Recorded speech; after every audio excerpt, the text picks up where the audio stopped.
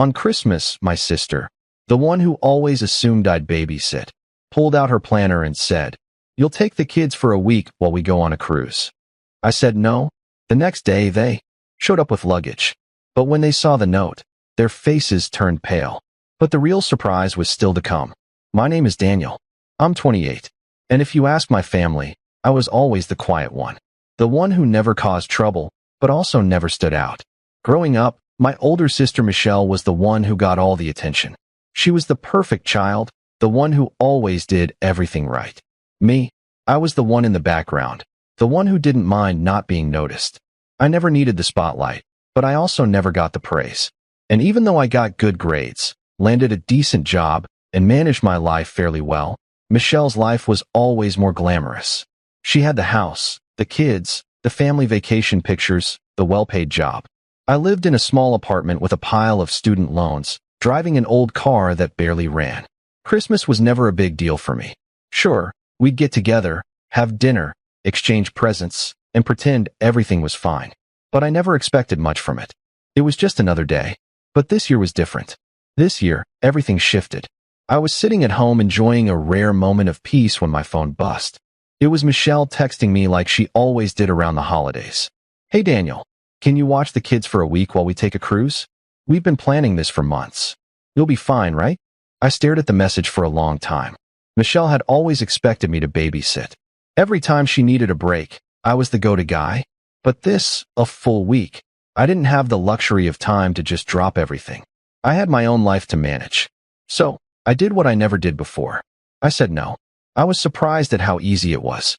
The words felt like a weight lifted off my chest. I sent the text, and then set my phone down, thinking that was the end of it. But the next day, my doorbell rang. There they were, Michelle and her husband, Mark, standing at my door with their luggage, looking like they just walked off a cruise ship. Michelle held up a suitcase and smiled brightly. "We didn't get your message. We're heading out today," she said cheerfully.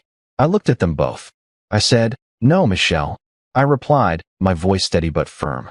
"I'm not watching the kids this time." Her smile faltered for a second, but she quickly masked it with a look of disbelief. Mark stood silently behind her, as if he was already regretting this decision. I could tell he didn't want to be involved. Michelle glanced at me and then at the luggage, a flicker of panic crossing her face. "You're serious?" "Dead serious." She looked back at Mark and the color drained from her face. The tension between us was thick and I could see her trying to figure out how to respond. She clearly didn't expect this, but then she just nodded almost as if she had accepted defeat. "Well, that's your choice," she said, voice a little too calm. "But we're still going. Have a good holiday, Daniel." I watched as they turned to leave, their luggage dragging behind them. I closed the door with a quiet sigh, feeling a mix of relief and anxiety.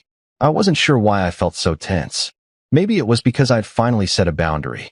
Maybe it was because I knew they wouldn't take this well. And then it happened. The next morning, I woke up to a note taped to my door. A simple message from Michelle. "You'll regret this. We'll see how you handle things when you don't have the family to fall back on." I didn't know what to make of it, but I knew one thing for sure. This was just the beginning. Growing up, I never really understood what it meant to be family. The way Michelle and I were treated was always worlds apart. Our parents, especially Mom, always made it clear who was the favorite. Michelle was the shining star, the one who always got the attention. I was the sidekick, the background character in my own life. It wasn't just about the achievements. It was about the way things were noticed or ignored. If Michelle got a perfect score on a test, she'd get praise and a new phone. If I did the same, it was good job, but you should have aimed higher. It was subtle, but it stung every time. After years of being overlooked, I figured I wasn't worth the effort.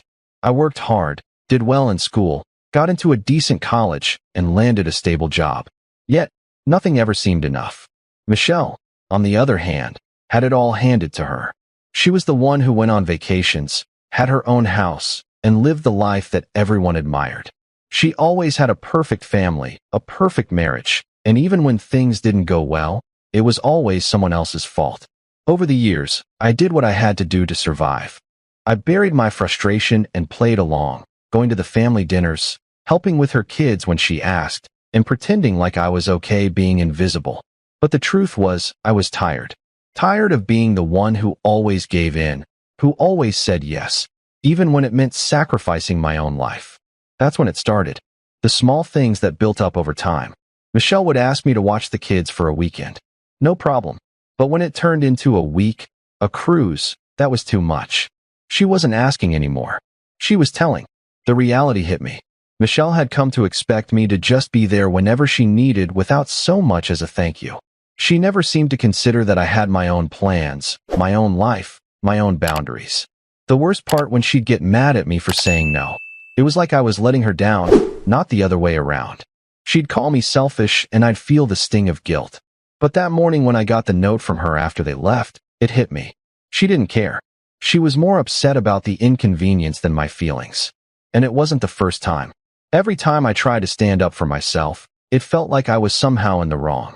I remember one holiday years ago when I finally managed to take a few days off work. I had been looking forward to some quiet time alone, just to catch up on things. But then Michelle called. She wanted me to watch the kids for a day while she and Mark went to a wedding. I said no. I hadn't had a break in months, and I was exhausted. She immediately called me selfish and pressured me until I gave in. That whole day, I sat there watching the clock, just waiting for it to be over. I couldn't stop wondering why it always had to be me, why I was always the one expected to bend. Years later, after all the times I'd given in, Michelle's reaction to my simple no was a note that cut deeper than anything before. You'll regret this. What did she mean? Regret saying no? Regret finally standing up for myself? A few hours later, Michelle sent another text. This time, it was a picture of her smiling by the pool, cocktail in hand, enjoying the cruise as though nothing had happened. She never even acknowledged that I hadn't been there to babysit. My feelings didn't matter at all. That's when the truth hit me. She never really saw me. Not as a person, not as someone with a life of my own. To her, I was nothing more than a convenience. I felt the anger rising inside me, but I swallowed it down. I ignored her texts and calls. I didn't want to fall back into the same cycle of guilt trips and manipulation. Still, the more I thought about it, the clearer it became. How often I'd sacrificed for her. How much I had let my family take advantage of me without asking for anything in return. And yet, that single word from her note lingered in my head. Regret. I was tired of regretting everything. Tired of not setting boundaries. Tired of keeping quiet. But this time, I was done. Then, just when I thought it couldn't possibly get worse, things escalated. 3 days after Michelle and Mark left for their cruise, everything shifted.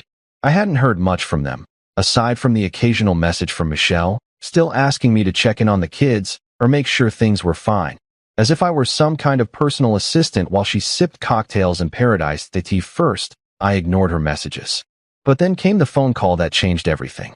I was at work, scrolling through emails, when my phone buzzed. It was Michelle. I let it ring a few times, assuming it was another one of her check-ins. But when she called again, I picked up. Daniel, why aren't you helping more? Her voice was sharp, irritated, but strangely casual. What are you talking about? I asked, keeping my tone steady, though I had no idea where this was heading. The kids are out of control, Daniel. I told you to keep an eye on them, and you're not even responding to me. They're driving me crazy. She snapped. I could hear the sounds of the cruise ship behind her. The music, the chatter, the clinking glasses. She sounded far more concerned about her vacation being interrupted than about the kids themselves. Michelle, I told you I wasn't babysitting this time. That's not my responsibility. You need to handle this yourself, I said firmly, frustration boiling in me. Every word I spoke felt like a shock to her, but I wasn't backing down this time. God, you're being so difficult, she muttered, her voice laced with a tone I knew all too well. I'm really starting to regret you not helping. This is the last time I'll ever ask you for anything. I knew exactly what she was doing, trying to guilt me, playing the victim, making me feel like I was wrong for refusing something I had every right to refuse. That's fine, Michelle. I don't regret it. I replied, my voice colder and sharper than I intended. Silence filled the line. For a moment, I thought maybe my words had finally landed. But then she dropped the bomb. You know, Mom thinks you've been a disappointment lately. I told her you were acting strange and distant, and she just said, well, Daniel's always been like that. Her words hit me like a punch to the gut. Mom, who had always taken Michelle's side, who had always painted me as the problem child, was now echoing her judgment again. I hadn't spoken to her in weeks. I had cut contact because I couldn't stand the endless criticism, the unspoken demand that I mold myself into someone I wasn't. And now, Michelle was twisting it, weaponizing Mom's voice to drag me down. That was the last straw. You've been telling Mom everything, haven't you? I snapped, my voice shaking with anger. You've been twisting it all, making me out to be the bad guy. You've been feeding her lies about me, haven't you? I haven't told her anything, Daniel. But you've been so distant. What do you expect me to do?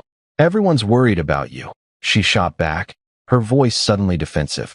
You're ruining everything, making this all about you. My heart pounded, the sting of betrayal burning deeper than I could put into words. It wasn't enough that she tried to manipulate me into babysitting. Now she was poisoning the family against me that I wanted to scream, but I forced myself to stay calm. I'm done, Michelle. This is it. I won't be your fallback anymore, and I won't let you use Mom to guilt trip me. You're on your own. The line went quiet. I waited, listening to the faint sounds of her vacation in the background. I pictured her standing there, staring at the phone, trying to process what I had just said. Finally, her voice returned, sharp and final. You're making a huge mistake, Daniel. You'll regret this. This is the last time I'm ever asking you for help. I didn't answer. I just hung up. For the first time in my life, I felt free. Free from the trap of guilt and obligation she had woven around me for years. I no longer had to play the role of the invisible, dependable sibling, but I also knew Michelle wouldn't let it go. She never did. That evening, I sat on my couch, staring at my phone. Hours passed. Part of me expected her to call again, but the silence stretched on. I couldn't stop wondering if she meant her threats. Would she really turn the family against me? Would they all take her side? The answer came the next day, but not in the way I imagined. An email from my mother appeared in my inbox. Short, blunt, and to the point. You need to fix this, Daniel. Michelle is upset, and now the family is upset. Don't make this a bigger issue. Please don't be difficult. This is what family is for. Mom's email made it clear. Michelle had twisted the story, and once again, I was the one at fault. That's when it hit me. I wasn't just protecting my time and space. I was fighting to be seen as equal, not the one always blamed. By saying no, I wasn't just challenging Michelle, I was challenging the expectations of my entire family. The next few days felt tense, like something was about to break. I ignored calls and texts, but then my dad phoned. Daniel, we need to talk. Your mom's upset. Michelle's upset. What the hell happened? I said no, Dad. I'm not dropping everything to take care of Michelle's kids. I have my own life. You're being selfish, he snapped. Selfish? My voice shook with anger. What's selfish is expecting me to sacrifice my life for everyone else. You've never once considered what I need. There was silence. Then his words cut deep. Michelle and your mom are right. You've always been difficult. You need to learn how to be part of this family. But instead of breaking me, it clarified everything. They weren't going to change. I would always be the outsider. I'm not walking away, I said calmly. I'm just not going to be used anymore. The call ended cold. But for the first time, I felt free. The next morning, Michelle emailed, Enjoy your holidays, Daniel. This is the last time I'll ever ask you for anything. Later, Mom called. You've broken your sister's heart. Now you're breaking mine. I didn't break anything, I said steadily. You just don't like that I said no.